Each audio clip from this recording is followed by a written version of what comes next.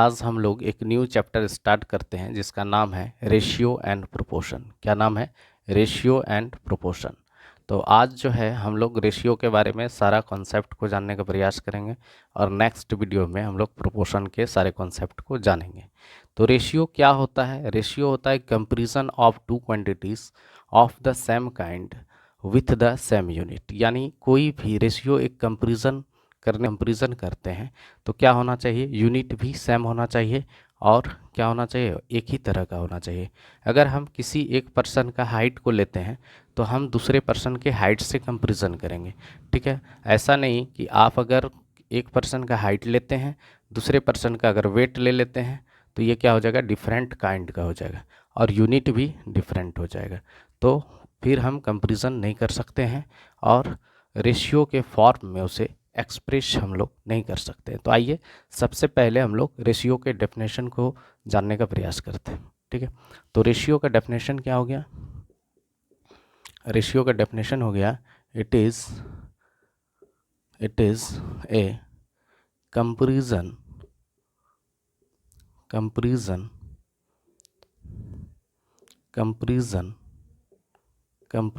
Of two quantities of the same kind with लगाइए, ठीक है। कंपैरिजन इट इज़ क्या हो गया? It is comparison of two quantities of the same kind with same unit, ठीक है। जैसे अगर हम एक पर्सन का वेट लेते हैं, वेट ऑफ ए पर्सन, अगर सपोज कीजिए यहाँ पे एग्जांपल के थ्रू समझिए, अगर वेट ऑफ फर्स्ट पर्सन अगर 20 kg है, ठीक है, और weight of second person 40 kg है, ठीक है। तो यहाँ पे देखिए दोनों का हम क्या ले रहे हैं? एक तरह का काइंड है कि दोनों का वेट को हम कंपैरिजन करने का प्रयास कर रहे हैं। और क्या है? एक का वेट है 20 kg तो दूसरे का वेट कितना है? 40 kg, ठीक है। एक का वेट कितना है? 20 kg और दूसरे का वेट कितना है? 40 kg। तो एक का वेट देखिए, फर्स्ट का जो वेट है फर्स्ट का, और अगर सेकंड पर्सन का वेट के बारे में बताएं तो कंपैरिजन करें तो सेकंड पर्सन का वेट जो है फर्स्ट पर्सन के कंपैरिजन में डबल है। तो इस तरह से हम लोग कंपैरिजन करते हैं रेशियो में, ठीक है, कि weight of the first person, यानी यहाँ पे काइंड क्या हो गया? ये सेम काइंड का हो गया, इसको हम बोल सकते हैं ये सेम काइंड का है, ठीक है।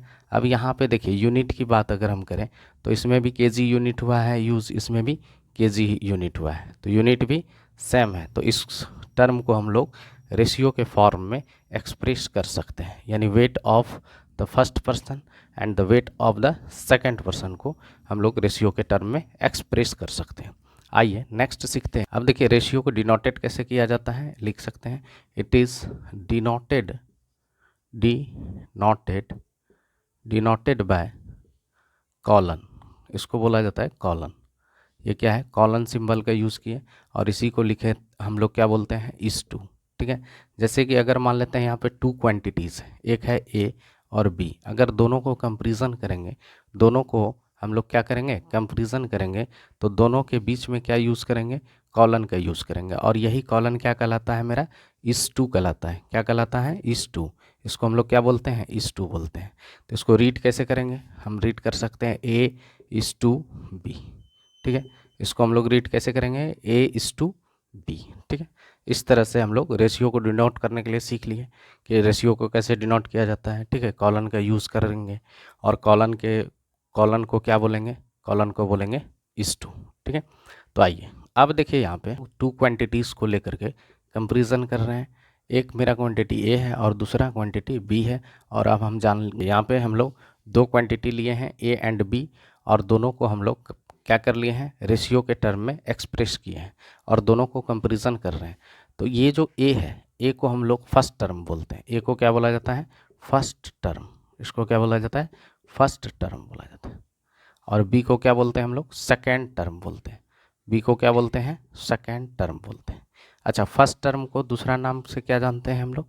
फर्स्ट टर्म को ही क्या बोला जाता है? एंटीसीडेंट। क्या बोलते हैं? एंटीसीडेंट। एंटीसीडेंट। एंटीसीडेंट। और सेकेंड टर्म को क्या बोलते हैं? कॉन्सिक्वेंट। क्या बोलते हैं? कॉन्सिक्वेंट। ठीक है, सेकेंड टर्म को क्या बोले? कॉन्सिक्वेंट। और फर्स्ट टर्म को क्या बोलते हैं? एंटीसीडेंट। ठीक है, और रेशियो को हम लोग अगर कहीं पे A/B दिया हुआ है तो A/B का मतलब होता है, इसको हम लोग क्या बोल सकते हैं? A/B भी बोल सकते हैं। यानी आप लिख सकते हैं, आप तरीका है, फर्स्ट टर्म को हमेशा एंटीसीडेंट बोलेंगे और सेकेंड टर्म को हम लोग हमेशा क्या बोलेंगे? कॉन्सिक्वेंट बोलेंगे। ठीक है, ये है। अब देखिए यहाँ पे A/B लिखे हैं, अब यहाँ पे हम लोग क्या लिख सकते हैं? ए मेरा यहाँ पे क्या है? ए मेरा है एंटीसीडेंट। ए क्या है यहाँ पे? ए है एंटीसीडेंट। और बी क्या है मेरा यहाँ पे? बी है मेरा कॉन्सिक्वेंट। बी मेरा यहाँ पे क्या है? कॉन्सिक्वेंट। ए क्या है? एंटीसीडेंट एंड बी क्या है? कॉन्सिक्वेंट। ठीक है, तो इस तरह से हम लोग सीखें एंटीसीडेंट किसे कहा जाता है और कॉन्सिक्वेंट किसे कहा जाता है। यहाँ पे क्या है? एंटीसीडेंट। ए मेरा यहाँ पे क्या है? एंटीसीडेंट। और बी क्या है मेरा? यहाँ पे कॉन्सिक्वेंट। ए मेरा क्या है? एंटीसीडेंट और बी क्या है? कॉन्सिक्वेंट। तो यहाँ पे कंडीशन नॉट में याद रखिएगा, नॉट में याद रखिएगा, consequent, consequent never be zero, यानी कभी भी ज़ीरो नहीं होगा। कॉन्सिक्वेंट कभी भी ज़ीरो नहीं होगा। अगर आप किसी भी रेशियो को अगर इस तरह से एक्सप्रेस कर देते हैं A/0, तो ये क्या होता है? इसको डिटरमाइंड नहीं किया जा सकता है, यानी मेरे पास क्या हो जाएगा? रॉन्ग हो जाएगा। ये A/0 क्या हो जाएगा? गलत हो जाएगा। तो हम लोग क्या लिखते हैं? A/B रेशियो को लिखते हैं, या आप यहाँ पे लिख सकते हो A/B। क्या लिख सकते हो? A/B इक्वल टू क्या हो गया? A/B, वेयर क्या हो जाएगा? B is not equal to zero, यानी B का वैल्यू कभी भी ज़ीरो नहीं होगा, यानी कॉन्सिक्वेंट कभी भी ज़ीरो नहीं होगा। ठीक है, अब देखिए कुछ और भी टर्म के बारे में सीखने का प्रयास। अगर रेशियो में यही दो टर्म है A एंड B, ठीक है, और दोनों को सेम टर्म से अगर हम प्रोडक्ट करते हैं, जैसे कि अगर मान लेते हैं इसको M से ही मल्टीप्लाई करते हैं, अगर फर्स्ट यानी एंटीसीडेंट को M से मल्टीप्लाई किए, अगर B यानी कॉन्सिक्वेंट को भी M से मल्टीप्लाई किए, ठीक है, तो रेशियो क्या होगा?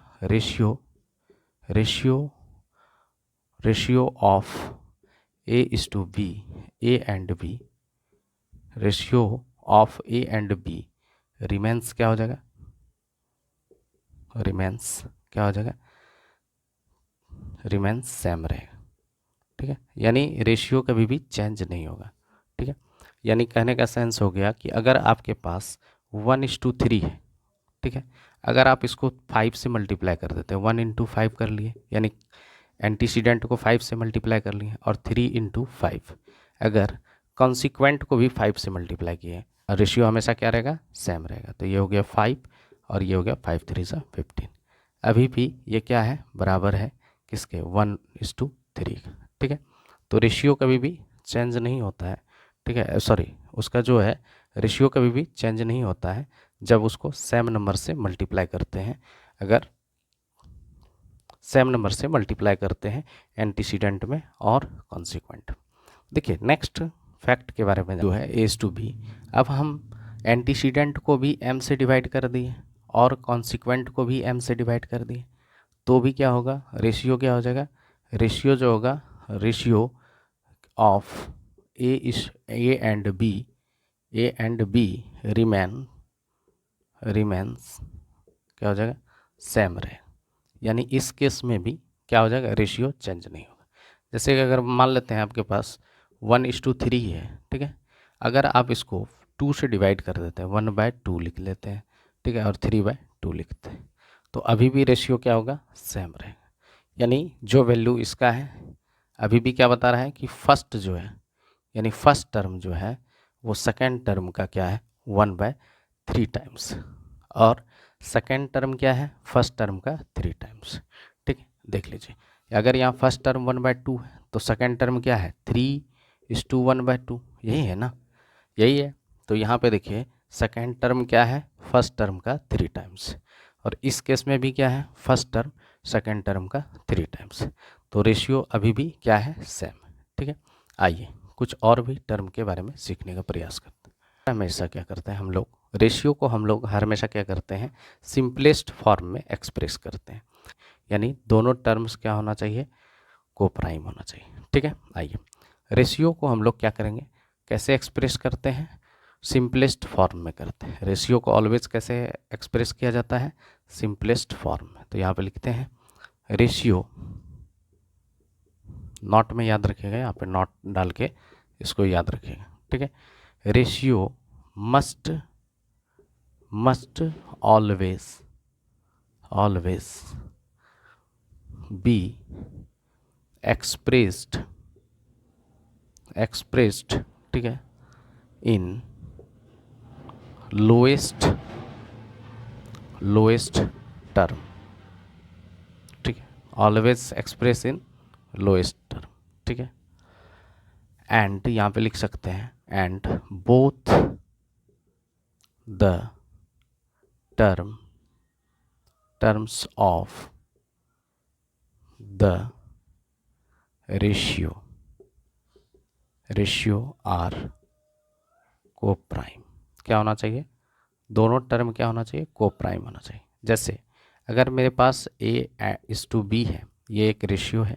ठीक है, अब यहाँ पे जो SCF होना चाहिए, SCF of A and B जो है, A एंड B क्या होना चाहिए, ऑलवेज क्या होना चाहिए, 1 होना चाहिए। अगर ऐसा नहीं है तो वो सिंपलेस्ट फॉर्म में नहीं है, यानी सिंपलेस्ट फॉर्म में नहीं है। आप लोएस्ट फॉर्म बोलिए या सिंपलेस्ट फॉर्म बोलिए। ठीक है, सिंपलेस्ट फॉर्म भी बोल सकते हैं, इसको आप क्या बोल सकते हैं, सिंपलेस्ट फॉर्म भी बोल सकते हैं। तो ratio must always be expressed in the simplest form या lowest form, both the terms of the ratio are coprime. यानी है तो दोनों टर्म का जो है, दोनों टर्म क्या होना चाहिए, कोप्राइम होना चाहिए।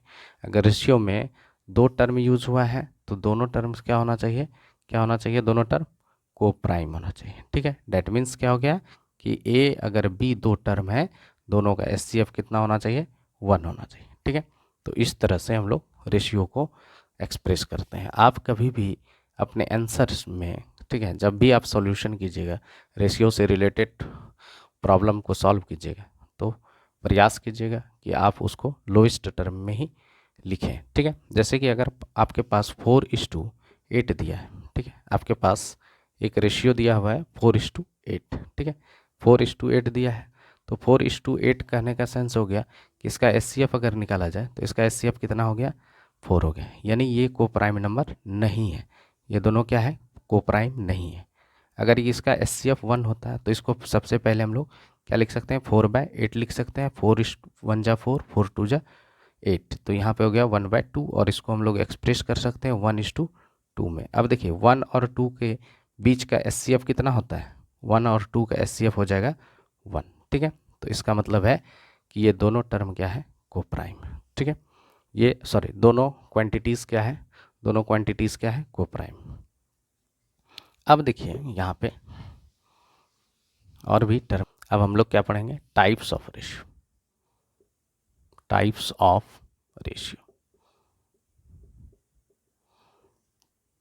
देखिए सबसे पहला टाइप है कंपाउंड रेशियो। सबसे पहला टाइप क्या है, कंपाउंड रेशियो। क्या होता है, कंपाउंड रेशियो होता है, ये जो होता है प्रोडक्ट ऑफ 2 और मोर देन 2 रेशियो। ठीक है, ये क्या होता है, प्रोडक्ट ऑफ 2 या मोर देन 2 रेशियो। यहाँ पे क्या लिख सकते हैं, ये होता है प्रोडक्ट ऑफ 2 और मोर रेशियो। ठीक है, यानी ये 2 या 2 से अधिक रेशियो का क्या होता है, प्रोडक्ट होता है। जैसे कि अगर मेरे पास एक रेशियो है A:B एंड सेकंड क्या है, C:D है। एक रेशियो है मेरे पास A:B एंड सेकंड क्या है, C:D। तो इसका हम लोग कंपाउंड रेशियो कैसे निकालेंगे, कंपाउंड रेशियो इक्वल टू क्या हो जाएगा, ये हो जाएगा A/B इंटू C/D।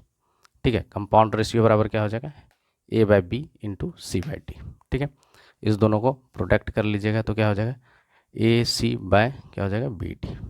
ठीक है, तो जैसे कि सीखने का प्रयास करते हैं। जैसे कि आपके पास एक रेशियो है 2:5 एंड मान लेते हैं एक है 5:7। ठीक है, सपोज कीजिए आपके पास दो रेशियो है, एक है 2:5 और दूसरा है 5:7। तो यहाँ पे क्या करेंगे, कंपाउंड रेशियो बराबर कंपाउंड रेशियो इक्वल टू क्या हो जाएगा, यहाँ पे हो जाएगा 2/5 इंटू 5/7। देखिए ये 5 कैंसिल हो गया, रिजल्ट क्या आ गया मेरे पास 2/7। ठीक है, तो यानी मेरे पास 2:5 एंड 5:7 का कंपाउंड रेशियो कितना आया 2/7। कंपाउंड रेशियो कितना आया 2/7 है हम लोग के पास। डुप्लीकेट रेशियो डुप्लीकेट रेशियो क्या होता है, देखिए डुप्लीकेट रेशियो बोलते हैं कि एंटीसीडेंट का स्क्वायर एंड इस टू कॉन्सिक्वेंट का स्क्वायर, इसी को हम लोग क्या बोलते हैं डुप्लीकेट रेशियो। यानी कहने का सेंस हो गया, यहाँ पे क्या लिख सकते हैं, ये होता है आप ये एक तरह का कंपाउंड रेशियो ही है। अब देखिए कैसे, यहाँ पे product of two same ratio यानी ये क्या है, प्रोडक्ट है किसका, टू सेम रेशियो का। ठीक है, जैसे कि अगर मेरे पास एक रेशियो है 1:3 एंड सेकेंड भी क्या है सेम है, रेशियो है 1:3। ठीक है, या 2:3 ले लीजिए। ठीक है, 2:3, यहाँ पे भी 2:3 ले लें। मान लेते हैं इसको हम लोग क्या लिख सकते हैं, डुप्लीकेट रेशियो इक्वल टू क्या हो जाएगा, डुप्लीकेट रेशियो ऑफ 2:3। तो क्या हो जाएगा, दोनों टर्म का क्या करेंगे, दोनों रेशियो का प्रोडक्ट कर लेते हैं, 2/3 इंटू 2/3, यहाँ पे क्या हो गया 4/9। तो हम लोग इसको डायरेक्टली भी लिखते हैं। अगर मान लेते हैं आपके पास रेशियो, सपोज कीजिए अगर आपके पास रेशियो A:B दिया हुआ है तो इसका डुप्लीकेट रेशियो निकालना है। डुप्लीकेट रेशियो इक्वल टू क्या हो जाएगा, डुप्लीकेट रेशियो ऑफ, लिखिए यहाँ पे डुप्लीकेट रेशियो ऑफ A:B, तो क्या हो जाएगा A²:B²। ठीक है, तो इस तरह से हम लोग डुप्लीकेट रेशियो को निकालने का प्रयास करें। ठीक है, डुप्लीकेट रेशियो क्या होता है अब आप लोग सीख चुके हैं डुप्लीकेट रेशियो। अब हम लोग सीखेंगे ट्रिप्लीकेट रेशियो क्या होता है। ट्रिप्लीकेट रेशियो देखिए ये होता है, अगर मेरे पास सपोज कीजिए आपके पास A:B एक रेशियो है। ठीक है, टू क्वांटिटीज़ के बीच में रेशियो है। तो ट्रिप्लीकेट रेशियो अगर निकालना है तो triplicate ratio of A:B equal to क्या लिखिएगा, A³:B³। ठीक है, यानी कहने का सेंस हो गया, ट्रिप्लीकेट रेशियो में क्या करते हैं, एंटीसीडेंट का क्यूब कर लेते हैं और कॉन्सिक्वेंट का क्यूब कर लेते हैं। ठीक है, तो इसी को हम लोग क्या बोलते हैं, ट्रिप्लीकेट रेशियो। ट्रिप्लीकेट रेशियो भी एक तरह का कंपाउंड रेशियो से ही आया है। ट्रिप्लीकेट रेशियो कहाँ से आया है, कंपाउंड रेशियो से आया है। इसमें क्या होता है, प्रोडक्ट ऑफ 3 सेम रेशियो। ठीक है, ये क्या होता है, प्रोडक्ट ऑफ 3 सेम रेशियो। ठीक है, ये भी कंपाउंड रेशियो है। ठीक है, जैसे कि अगर मान लिया जाए आपसे पूछ दिया जाए 2 और 3 का क्या निकालिए, ट्रिप्लीकेट रेशियो निकालिए, तो क्या लिखिएगा, triplicate ratio of 2:3 equal to क्या कीजिएगा, 2³ 2 क्यूब का रिजल्ट क्या होता है 8, यानी 2 को 3 टाइम्स मल्टीप्लाई करेंगे तो 8 आएगा रिजल्ट, और 3 को 3 टाइम्स मल्टीप्लाई करते हैं तो कितना आता है 27। प्रोडक्ट क्या हो गया, यानी 2³ बराबर 8 और 3³ बराबर 27 होता है। ठीक है, तो इस तरह से हम लोग ट्रिप्लीकेट रेशियो को भी सीख लिए। ठीक है, डुप्लीकेट रेशियो इस केस में क्या करते हैं, इस केस में अगर मेरा एंटीसीडेंट A है एंड कॉन्सिक्वेंट B है तो स्क्वायर रूट ऑफ एंटीसीडेंट निकाल लेते हैं और स्क्वायर रूट ऑफ कॉन्सिक्वेंट निकाल लेते हैं। तो उसी को हम लोग क्या बोलते हैं, उसी को हम लोग सब डुप्लीकेट रेशियो क्या बोलते हैं, सब डुप्लीकेट रेशियो। देखिए जैसे कि आपके पास अगर इसी का पूछा जाए कि सब डुप्लीकेट रेशियो क्या होगा, सब डुप्लीकेट रेशियो ऑफ A:B, तो क्या हो जाएगा, स्क्वायर रूट A यानी अंडर रूट A:√B। ठीक है, क्या हो जाएगा, √a/√b। जैसे कि एग्जाम्पल के थ्रू समझने का प्रयास करते हैं। जैसे कि आपके पास रेशियो है, सपोज कीजिए 16:25, ठीक है, ये है, इसका बोलेगा सब डुप्लीकेट निकालिए। तो सब डुप्लीकेट रेशियो ऑफ 16:25, तो क्या करेंगे, स्क्वायर रूट निकालेंगे, 16:√, निकालेंगे 25। तो रिजल्ट क्या हुआ, 16 का स्क्वायर रूट क्या होता है 4, और 25 का स्क्वायर रूट कितना होता है 5। तो इस तरह से हम लोग सब डुप्लीकेट रेशियो निकाल लिए 16:25। बहुत आसान है, और ये इसके बेसिस पर क्वेश्चन एग्जाम में एराइज करता है, ठीक है। तो ये याद रखना बहुत ज़रूरी है, ठीक है। अब नेक्स्ट टर्म है सब ट्रिप्लिकेट रेशियो। सब ट्रिप्लिकेट रेशियो, एग्जाम्पल के ही थ्रू समझते हैं कि अगर A/B एक मेरे पास रेशियो है, ठीक है, एंटीसीडेंट यहाँ पे क्या है A, और कॉन्सिक्वेंट क्या है B। तो यहाँ पे क्या करेंगे, सब ट्रिप्लिकेट रेशियो में क्या करते हैं कि यहाँ पे क्यूब रूट निकाल लेते हैं एंटीसीडेंट का, क्या करते हैं क्यूब रूट निकाल लेते हैं एंटीसीडेंट का, और क्यूब रूट निकाल लेते हैं कॉन्सिक्वेंट का, ठीक है। तो आइए यहाँ पे देखिए, इसी अगर मेरे पास यही रेशियो है, इफ़ A/B अगर रेशियो है आपके पास, तो यहाँ पे क्या लिखिएगा, सब ट्रिप्लिकेट रेशियो ऑफ A/B, क्या निकालिए, क्यूब रूट ऑफ A/क्यूब रूट ऑफ B। एग्जाम्पल के थ्रू समझने का प्रयास करते हैं। जैसे कि आपके पास रेशियो है 64:125, सपोज कीजिए ये है, इसी का क्यूब रूट निकालते हैं, यानी सब ट्रिप्लिकेट रेशियो निकालते हैं, सब ट्रिप्लिकेट रेशियो निकालते हैं। तो इसका सब ट्रिप्लिकेट रेशियो ऑफ यहाँ पर निकालते हैं 64:125, तो क्या हो जाएगा, cube root of 64 cube root of 64 cube root of 125, ठीक है। तो क्यूब रूट निकालने के लिए आप लोग जानते हैं, ठीक है। तो यहाँ पे देखिए क्यूब रूट 64 का क्या हो जाएगा, 4 हो जाएगा, ठीक है, यानी ये 4 का क्यूब है, और यहाँ पे देखिए ये 5, ट्रिप्लिकेट रेशियो ऑफ 64:125 निकालें। तो क्या हुआ, 64 का क्यूब रूट 4 होता है, और क्या हो गया 125 का क्यूब रूट 5 हो गया। यानी कहने का सेंस हो गया कि अगर हम बात करें ट्रिप्लिकेट का अपोजिट क्या होता है, सब ट्रिप्लिकेट, और सब डुप्लीकेट के बारे में जो हम लोग पढ़ें, डुप्लीकेट का अपोजिट क्या होता है, सब डुप्लीकेट, ठीक है। क्या होता है, सब डुप्लीकेट रेशियो में क्या करते हैं, हम दोनों एंटीसीडेंट एंड कॉन्सिक्वेंट का डुप्लीकेट में स्क्वायर निकालते हैं, सब डुप्लीकेट में क्या करते हैं, स्क्वायर रूट निकालते हैं। ट्रिप्लिकेट रेशियो में क्या करते हैं, हम क्यूब निकालते हैं दोनों एंटीसीडेंट एंड कॉन्सिक्वेंट का, और जबकि हम लोग सब ट्रिप्लिकेट में क्या करते हैं, क्यूब रूट निकालते हैं। आइए नेक्स्ट टर्म के बारे में जानते हैं। नेक्स्ट टर्म है reciprocal of ratio, reciprocal of ratio जैसे यहाँ पे रेसिप्रोकल ऑफ रेशियो, अगर मेरे पास A/B है, तो यहाँ पे कंडीशन होना चाहिए, यहाँ पे B का वैल्यू 0 नहीं होना चाहिए, B कभी भी 0 नहीं होना चाहिए। अगर आप रेसिप्रोकल ऑफ रेशियो निकालते हैं तो B यानी कॉन्सिक्वेंट, ये जो है आपका क्या है, कॉन्सिक्वेंट क्या होना चाहिए, 0 नहीं होना चाहिए, यानी A भी 0 नहीं होना चाहिए। इस केस में एंटीसीडेंट भी 0 नहीं होना चाहिए,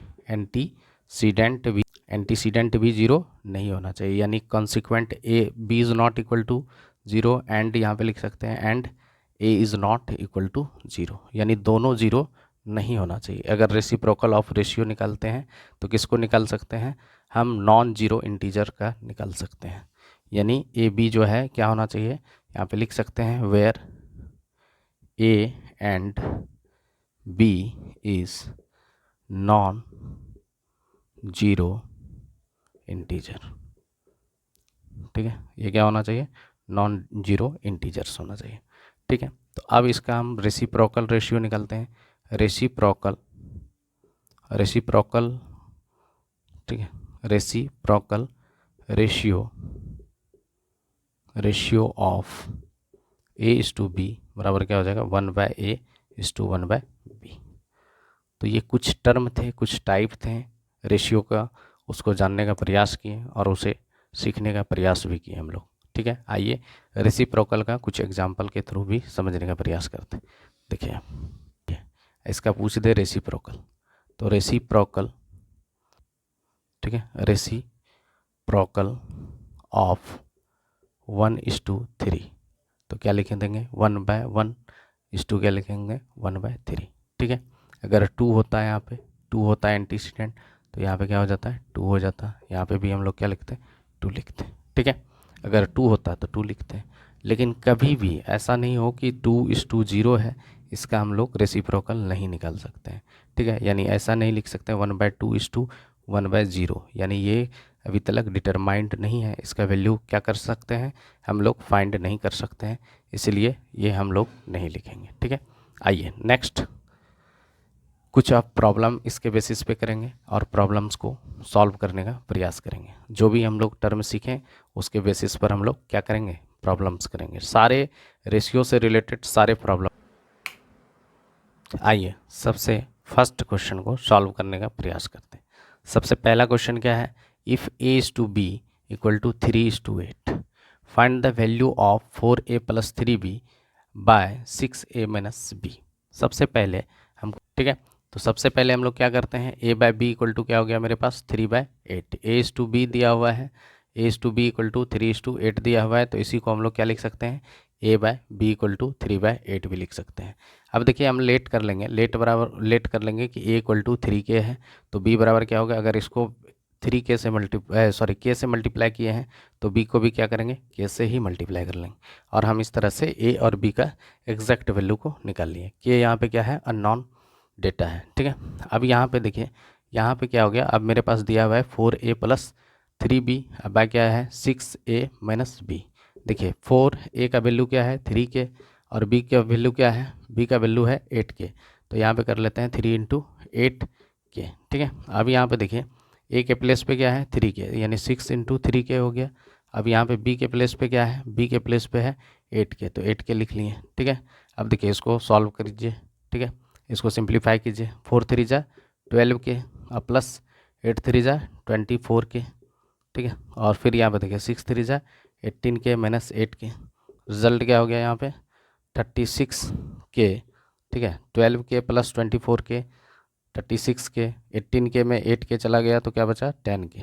ठीक है, ये K कैंसिल हो गया और ये हो गया 36 अपॉन क्या हो गया 10। हम बताए थे कि इसको सिंपलेस्ट फॉर्म में लिखना है, रेशियो को कभी भी लिखा जाता है तो सिंपलेस्ट फॉर्म में लिखा जाता है, तो ये हो गया 18 और ये हो गया 5।